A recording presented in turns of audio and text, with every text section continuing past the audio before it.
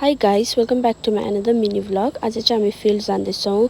फिल्डको लोकेसनमा पनि पुगिसक्यौँ हो। यहाँ सबै दाजुहरू पनि आइपुग्नु भएको रहेछ। सो अहिले चाहिँ हामी यहाँ बसिरहेको छौँ। सरहरू आउनु अलिक टाइम लाग्ने भएछ। सो त्यही भएर हामी यहाँ अर्काको टेरेसमा गएर फोटोजहरू खिच्दैछौँ है। र निकै नै टाइम लाग्ने हुनाको कारणले गर्दा चाहिँ हामी यहाँ नजिकैको होमस्टेमा जाँदैछौँ है, होमस्टे हेर्नको लागि। र कस्तो रहेछ भनेर तपाईहरुलाई पनि देखाउनेवाला छु। यहाँ हामी त्यही जाँदैछौँ गाडीमा चढेर हो। होमस्टे पुग्यौँ पनि, यहाँ देख्न सक्नुहुन्छ नक्कल पार्दै जाँदैछौँ हो।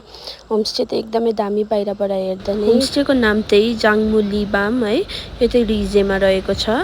हामी होमस्टेमा पस्दैछौँ कस्तो रहेछ भनेर। यहाँ देख्न सक्नुहुन्छ एकदमै दामी रहेछ। हामीहरू यहाँ हेर्यौँ, तपाईहरुलाई पनि देखाउँदैछु, टुर गराउँदैछु। यो चाहिँ बहिनीहरू फोटोहरू खिच्दैछ हो। हामी त यहाँ माथि अपस्टेयर्स पनि रहेछ, यहाँ चाहिँ गएर हेर्यौँ, यहाँ पनि दामी रहेछ है। यो होमस्टे चाहिँ विन्टरको लागि चाहिँ दामी रहेछ है त्यो साइड चाहिँ। र अहिले चाहिँ हामी अर्को साइडमा पनि गयौँ, यहाँ पनि एकदमै दामी रहेछ। र आफ्टर द्याट चाहिँ हामी यहाँ रेस्टुरेन्टमा गएर बस्यौँ र त्यहाँनिर चाहिँ हाम्रो लागि चियाहरू पकाइदिनु हुँदै रहेछ है। र त्यतिकै बेलामा हामी तलनिर गार्डन पनि गयौँ, हेर्यौँ है। यहाँ देख्न सक्नुहुन्छ एकदमै दामी थियो। र हाम्रो चिया र बिस्किट पनि आइसक्यो है हाम्रो लागि। चिया बिस्किट खाइसकेको बादमा चाहिँ हामी तल प्रोग्राम हुने जग्गामा गयौँ है। यहाँ सबै सर म्याडमहरू नै आइपुग्नु भएको रहेछ।